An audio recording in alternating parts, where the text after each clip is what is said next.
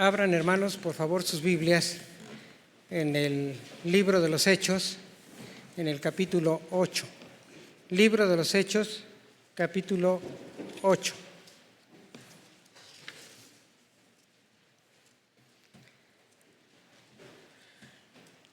Y mantengan sus Biblias abiertas, es el pasaje sobre el cual en esta mañana meditaremos. La Biblia menciona alrededor de 20 dones del Espíritu, pero no los describe todos. A nosotros nos corresponde, con el estudio sistemático de las Escrituras y con la iluminación del Espíritu Santo, descubrir su significado y papel en la vida de cada uno de nosotros y en la vida de la Iglesia. Nosotros hubiéramos querido que Dios nos dejara un manualito de teología, toda organizada, ¿verdad?, sobre cada uno de los puntos que nosotros quisiéramos saber. Pero Dios nos dejó la Biblia, se reveló en un libro que más bien es histórico. No digo que no tenga doctrina, pero eso nos corresponde a nosotros descubrirla. Hay libros que son muy doctrinales. El libro de Romanos, Gálatas, Hebreos, pero otros libros, pero aún esos libros, no deja de tener historia, hermanos. Entonces, Dios nos los dejó así. Y yo creo que, por lo menos, encuentro 3 razones. Primero, Moisés escribió que las cosas secretas pertenecen a Jehová nuestro Dios. Entonces existen cuestiones que nosotros debemos creer, aunque no las entendamos. Que ejerzamos nuestra fe, la fe que describe el libro de Hebreos, capítulo 11, versículo 1, que dice que es la fe, es la firme seguridad de que se recibirá lo que se espera. La prueba de la existencia de lo que no se ve. La segunda razón es que debemos mostrar con obediencia nuestra fe en lo que es claro y entendemos.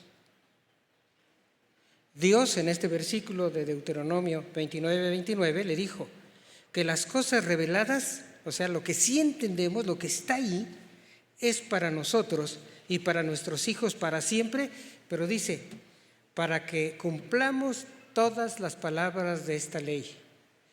Así que si, hermano, tú entiendes algo y no obedeces, pues realmente es que eres bastante desobediente, digamos.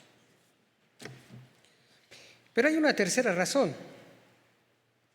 Bueno, antes de ir a la tercera, estas cosas reveladas de Dios que tenemos que obedecer, Dios no nos las revela todas juntas. Recibimos la revelación de Dios, comprendemos la Escritura en la medida que tenemos la disposición para obedecer lo que entendemos. Jesús dijo, el que quiera hacer la voluntad de Dios conocerá si la doctrina es de Dios o si yo hablo por mi propia cuenta. Sí, nosotros tenemos que obedecer lo que entendemos y entonces Dios nos va a revelar más. La tercera es que ejerzamos nuestro intelecto. La fe no está peleada con el intelecto, hermanos.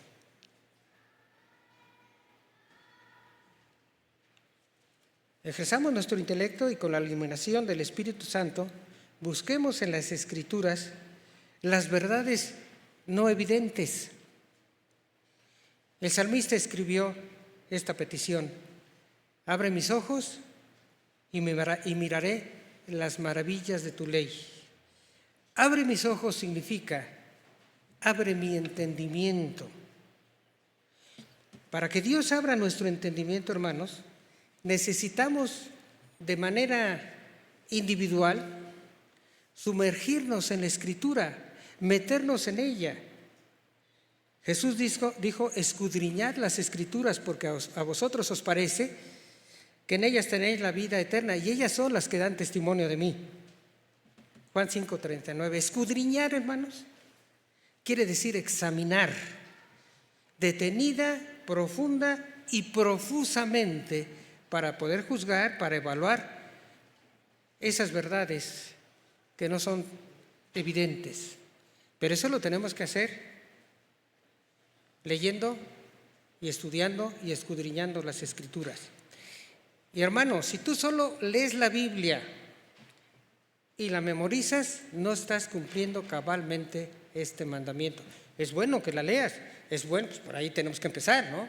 Es bueno que la memorices, pero tenemos que profundizar para comprenderla.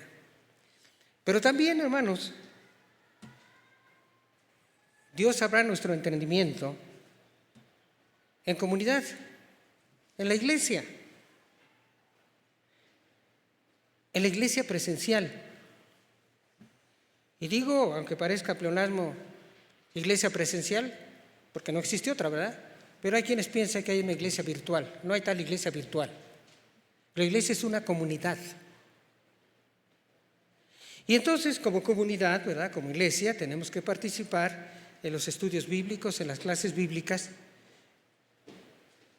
en escuchar los mensajes que Dios tiene para nosotros a través de sus siervos.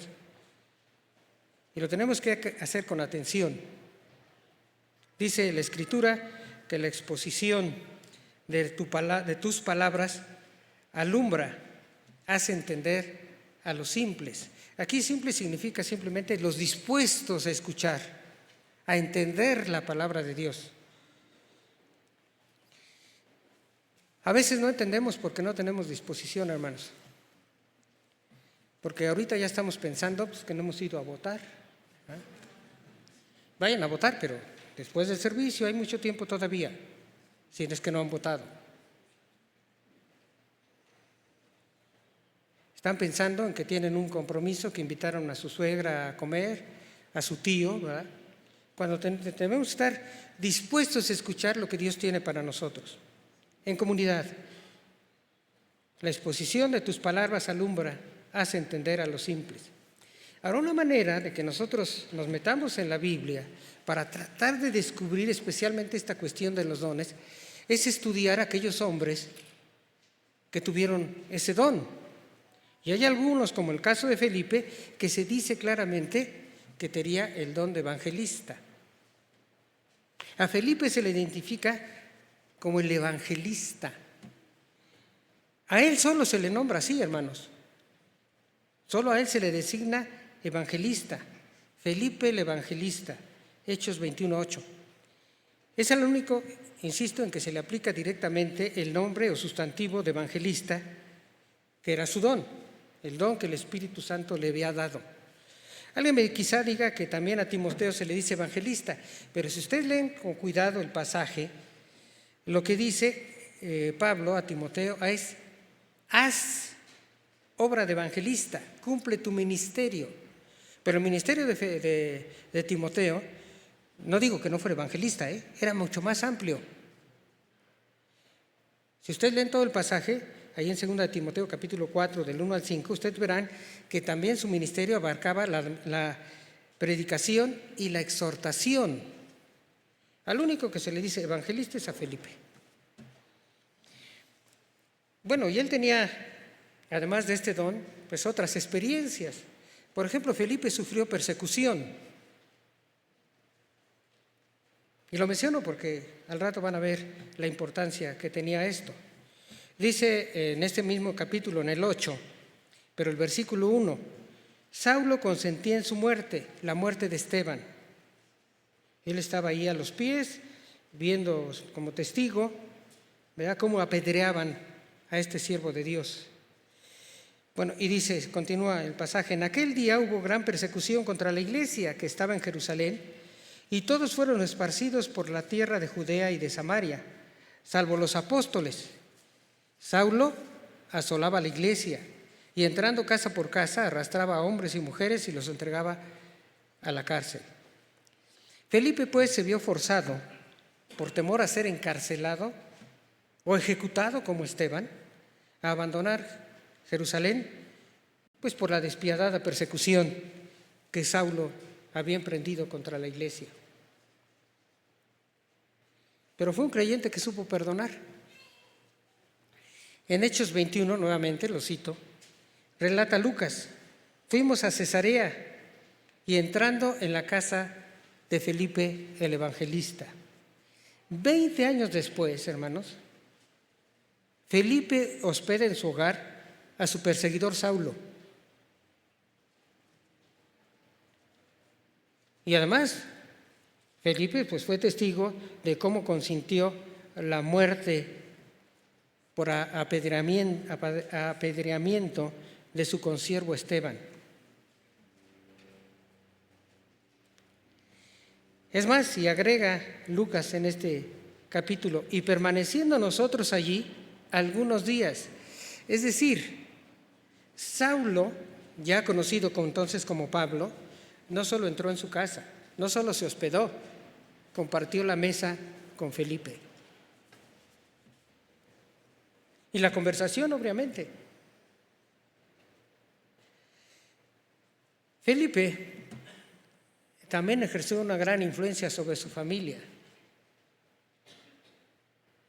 Dice que tenía 4 hijas doncellas y las 4 predicaban, profetizaban, dice. No es fácil, hermanos, que un hombre de Dios, sus hijos todos se dediquen a servir al Señor. Felipe lo logró. Ahora, a Felipe se le identificaba, dice, como uno de los 7. ¿Cuáles 7? Aquellos primeros 7 hombres que fueron electos por la iglesia, que nosotros consideramos que fueron los primeros diáconos, por la iglesia de Jerusalén, para reconciliar, hermanos. Eran varones, los 7, entre ellos Felipe, dice de buen testimonio. Otras versiones traducen de buena fama. Un buen testimonio crea buena fama. Y Felipe la tenía. Y además, dice la Escritura que eran llenos del Espíritu Santo. O sea, eran guiados. Eran dependientes estos hombres del Espíritu Santo. Y también dice que eran llenos de sabiduría. La sabiduría consiste en aprovechar el conocimiento para resolver problemas prácticos o problemas espirituales. Esa es la sabiduría. No es el que sepamos muchos datos, el que tengamos mucha información, sino que todo eso que sabemos lo podamos aplicar a estos problemas cotidianos de la vida y a los problemas espirituales. Y Felipe era uno de esos. Y estos hombres y Felipe eran reconciliadores. Estos 7, saben, hermanos, eran judíos helenistas. Es decir, eran judíos que no habían nacido en Palestina. Entonces contaban con su cultura judía, pero también con la influencia griega. Seguramente que Felipe hablaba el arameo y el griego, como los otros 6 de estos 7. Todos eran así, hermanos. Felipe y Esteban eran los que encabezaban a estos 7. Y estos 7 lograron, con su sabiduría aplicada al servicio administrativo, la paz en la iglesia. Y la libraron de una probable división. La división se estaba gestando por la discriminación de los judíos cristianos nacidos en Palestina contra las viudas de los judíos también ya cristianos, pero que habían nacido fuera de Palestina. Entonces ellos lograron reconciliarlos y que hubiera esta paz.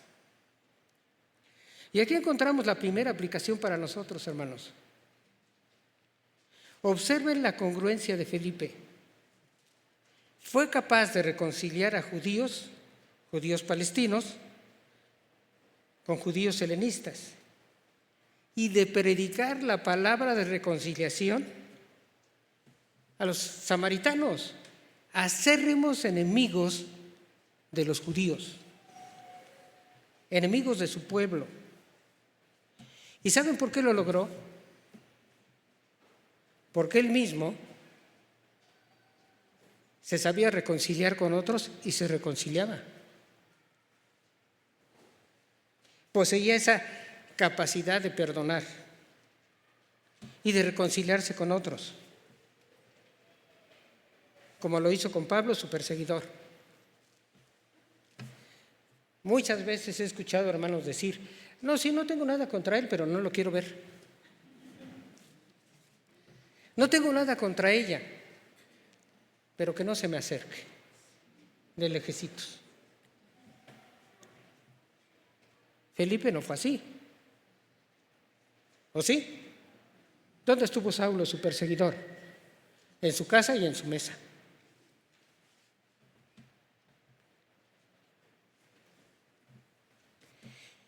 Reflexionemos acerca un poco del mensaje de Felipe. Sus métodos primero frente a multitudes. Dice el versículo 5 de ahí del capítulo 8. Entonces Felipe, descendiendo a la ciudad de Samaria, les predicaba a Cristo. La palabra traducida predicaba, tiene un significado que envuelve dos verbos, dos acciones: proclamar y pregonar. Son independientes, pero el verbo griego significa las dos cosas mezcladas. Es decir, Felipe presentaba, exponía en voz alta un mensaje, un discurso, y lo exponía a grupos y multitudes, e iba de plaza en plaza predicando en Samaria. El tema de su mensaje, su tema central, era Cristo. Y la palabra utilizada en ese versículo es Cristo, que es el Mesías. Los samaritanos esperaban al Mesías. Recuerdan ustedes a la mujer samaritana que habló que cuando él viniera les iba a decir todas las cosas. Es decir, ellos tenían y bien la idea de que ese Mesías era todopoderoso, que sabía todas las cosas. Y entonces cuando les predica a los samaritanos, él utiliza esta palabra, el Mesías. Pero él les presentó a un Mesías que había entregado su vida por ellos, que los podía salvar. Ahora, como en estos días no se había escrito ningún libro del Nuevo Testamento, ¿cuál era el apoyo, digamos, autoritativo de parte de Felipe? Pues eran los milagros que Dios le permitió hacer, que Dios hacía. Dice el versículo 7, hacía señales. Muchos que tenían espíritus inmundos salían dando estos grandes voces, y a muchos paralíticos y cojos eran sanados. Pero no fue así con el etíope. Con un individuo utilizó un método diferente. Conversó con él, se sentó junto a él y frente a frente dialogó con él, y en el curso de esa conversación Felipe construyó un anuncio, un mensaje, el evangelio adecuado para ese etíope, para ese interlocutor. Observen el diálogo. Dice que Felipe, Dios le ordenó que se saliera de Samaria y que fuera a un camino desértico. Cualquiera de nosotros se hubiera preguntado: ¿y por qué quieres que vaya allá, Señor, si aquí mira las multitudes que están oyendo y se están convirtiendo y me mandas al desierto? Pero Felipe no opuso resistencia y se fue. Cuando estuvo al lado del carro de este etíope, lo oyó que iba leyendo, ¿no? Y entonces empieza su conversación. Felipe oyó y luego preguntó: ¿pero entiendes lo que lees? Y el eunuco le respondió: ¿cómo podré si alguno no me enseñare? Y luego ruega a Felipe que se suba, se siente junto a él, y suplica y vuelve a preguntar: te ruego que me digas, ¿de quién dice el profeta esto? ¿De sí mismo o de algún otro? Se refería a lo que había leído del profeta Isaías. Y dice la Escritura, entonces entra Felipe nuevamente en acción. Entonces Felipe, abriendo su boca y comenzando desde esta Escritura, le anunció el Evangelio de Jesús. Cuando se puede decir que Felipe terminó esta parte, vuelve el etíope y pregunta: ¿qué impide que yo sea bautizado? Y viene la respuesta final de Felipe: si crees de todo corazón, bien puedes. Y entonces viene la respuesta y declaración final del eunuco: creo que Jesucristo es el Hijo de Dios. Destaca pues que Felipe siempre predicó y anunció el Evangelio, las buenas nuevas, que Cristo había venido al mundo a salvar a los pecadores, pero que en cada ocasión dijo lo necesario para que comprendieran el Evangelio. En su predicación a los samaritanos, dice que descendió a la ciudad de Samaria y les predicaba a Cristo. Ya dijimos, el Mesías. ¿Por qué el Mesías? Porque los samaritanos eso era lo que esperaban, a un poderoso Mesías. Felipe les predicó el Evangelio, que es poder de Dios para salvación a todo aquel que cree, dice, al judío primeramente y también al griego. La palabra griego que se usa en esta ocasión es equivalente a la palabra gentil, es decir, a cualquiera que no sea judío, incluso a los samaritanos. Cuando anunció el Evangelio a un individuo, el énfasis fue otro. Pero pensemos un poco primero, antes de decirle cuál fue el énfasis. ¿Quién era este hombre? Un etíope, dice la Escritura, versículo 27, eunuco, funcionario de Candace, reina de los etíopes. Candace, algunos comentaristas dicen que en realidad se refiere a un término que significa la reina madre. La reina madre de los etíopes. Dice, el cual estaba sobre todos sus tesoros y había venido a Jerusalén a adorar. Era pues un africano de raza negra, eunuco, poderoso tesorero de un reino y probablemente un prosélito, es decir, un convertido al judaísmo. ¿Recuerdan de dónde venía? Dice, de Jerusalén. ¿Y aquí había ido a Jerusalén a adorar? ¿Y que entonces qué destacó Felipe en su mensaje? Le anunció el Evangelio de Jesús. No dice Cristo, dice Jesús claramente. Enfatizó pues el aspecto humano divino del Salvador. ¿Recuerdan cuando el ángel anunció a José el nacimiento de Jesús? Que le dijo, y llamará su nombre Jesús. ¿Por qué? Dice, porque él salvará al pueblo de sus pecados. Entonces, Felipe anunció, predicó, enfatizó este aspecto de Jesús, su naturaleza humana y divina. ¿Y cómo lo realizó? Pues con base en la Escritura. Dice el versículo 35, entonces Felipe, abriendo su boca y comenzando desde esta Escritura, explicó lo que el etíope leía en voz alta y no entendía. ¿Qué leía el etíope? Leía el libro de Isaías, el capítulo 53, y cuando Felipe lo alcanzó estaba leyendo los versículos 7 y 8. Entonces, ¿qué dijo Felipe? Bueno, dijo que Jesús no fue llevado a la muerte, a la cruz, sino que él entregó su vida de manera voluntaria. Versículo 32, como oveja, dice, a la muerte fue llevado, y como cordero mudo delante del que lo trasquila, así no abrió su boca. También le explicó que Jesús, desde el punto de vista humano, no se le había enjuiciado de manera legal. Dice, en su humillación no se le hizo justicia, mas su generación, ¿quién la contará? Porque fue quitada de la tierra su vida. Un inocente, alguien que no había cometido nada, es enjuiciado, condenado y ejecutado. Y allí habrá quedado el mensaje de Felipe, no.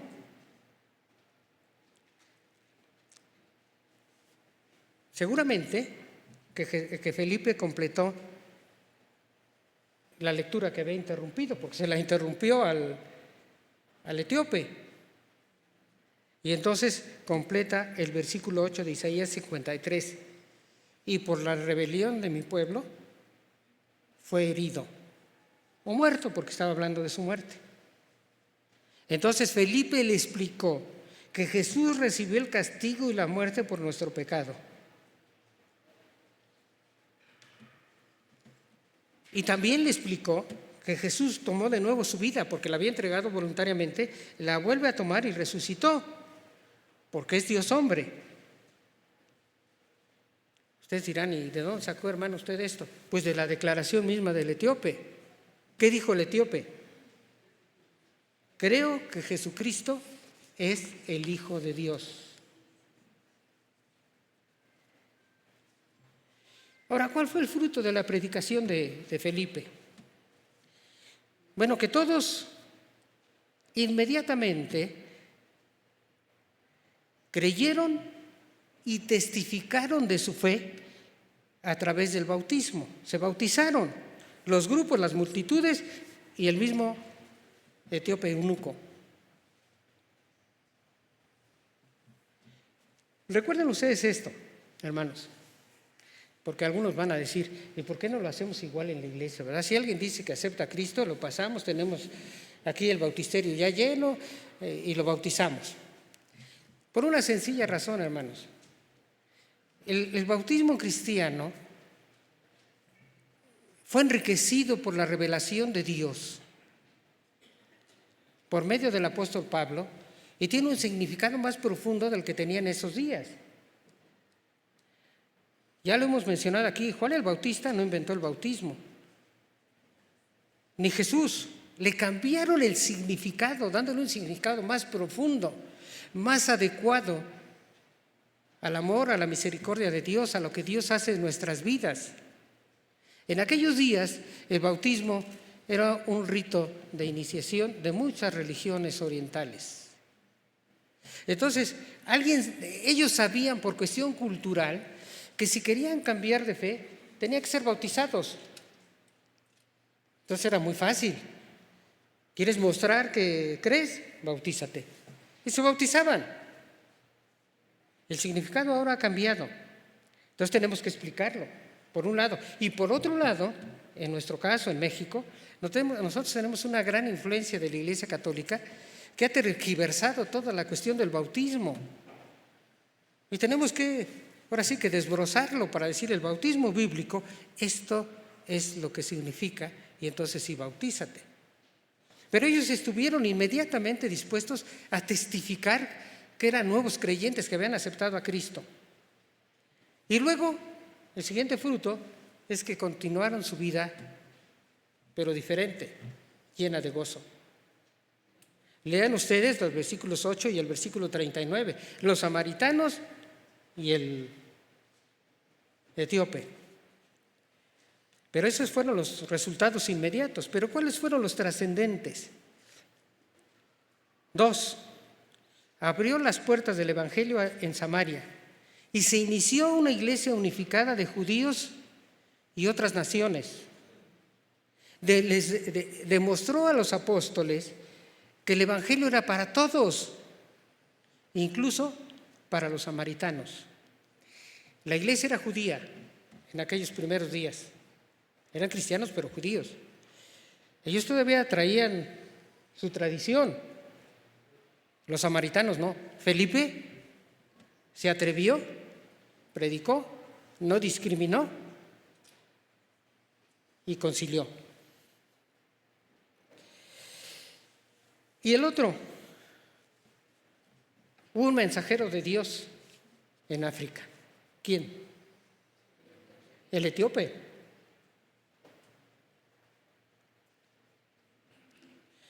pero también tiene trascendencia para nosotros.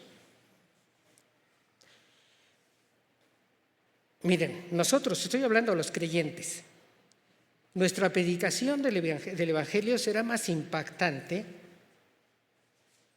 para los no creyentes en la medida en que llevemos una vida de congruencia, que lo que decimos lo hagamos. Felipe tuvo la capacidad de reconciliar a otros, ya dijimos, y de predicar la palabra de reconciliación a otros. Nosotros predicaremos con mayor libertad en la medida que nosotros nos reconciliemos con los demás. Que no seamos rencorosos, pues. En esa medida, nosotros tendremos mayor capacidad de hablar, de cumplir el ministerio de la reconciliación que tenemos todos los cristianos, es decir, reconciliar a Dios con los hombres. Pero solo en la medida que nosotros nos reconciliemos, diríamos, horizontalmente con los demás, que perdonemos. Y la otra, hermanos, pues aprendamos, practiquemos a presentar el mensaje de manera adecuada a quien nos oye. Esto no es fácil.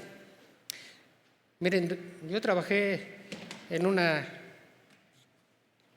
institución cristiana que hacíamos folletos. Se hizo un folleto que hablaba acerca del Día de Plaza. Muy bonita ilustración, era muy bueno el folleto, no digo que no, pero no era adecuado para toda la población mexicana. Estaba hecho para los campesinos, pero luego se dieron cuenta que eso tenía mucho significado del centro de la República hacia el sur, porque resultaba que la mayoría de las ciudades del norte del país, la mayoría de las poblaciones, no había día de plaza, así se llamaba el folleto, un día de plaza. No había día de plaza, no era adecuado para ellos. Tuvimos que hacer un nuevo folleto, seguimos usando ese, pero para ciertas zonas, pero tuvimos que hacer otro para otras zonas. Eso lo tenemos que aprender a hacer, hermanos. Está bien que sepan ustedes un método de evangelismo, para empezar está muy bien, pero ustedes tienen que depender del Espíritu Santo para que cada vez que le hablen a alguien de Cristo, como Felipe, puedan construir un mensaje especialmente para cada uno de ellos. Y también tiene trascendencia para los que no han creído en Cristo. Las buenas nuevas son para todos. No importa la nacionalidad, ni su condición social, ni sus pecados. Porque el Evangelio es poder para salvar a todo aquel que cree, nada más. Salvar a todos, incluso como nos ha salvado a la mayoría de nosotros, a ti y a mí, y porque ese es el propósito de la muerte de Jesús en la cruz. Todos pueden ser salvos. Dice el apóstol Pablo, palabra fiel y digna de ser recibida por todos, que Cristo Jesús vino al mundo para salvar a los pecadores, y decía, de los cuales yo soy el primero. ¿Qué se necesita para ser salvo? Reconocer que se es pecador. Sí, ese es el primer paso, arrepentirse de esto, de nuestros pecados. Pero también es necesario confesar, como el etíope, creo que Jesucristo es el Hijo de Dios. Oremos.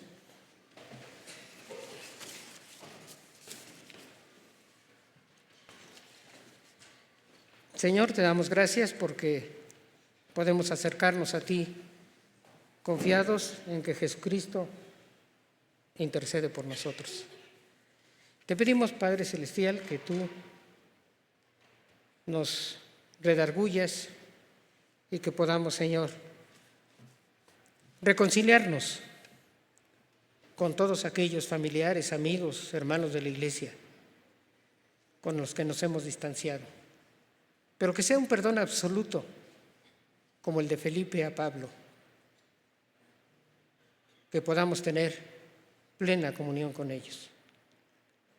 Y te pedimos también, Señor, que si hay alguien aquí que no te ha conocido, que en esta mañana sea capaz de reconocerse pecador y de confesar que tú eres el Hijo de Dios, su Salvador. Te lo pedimos en el nombre de Cristo Jesús. Amén.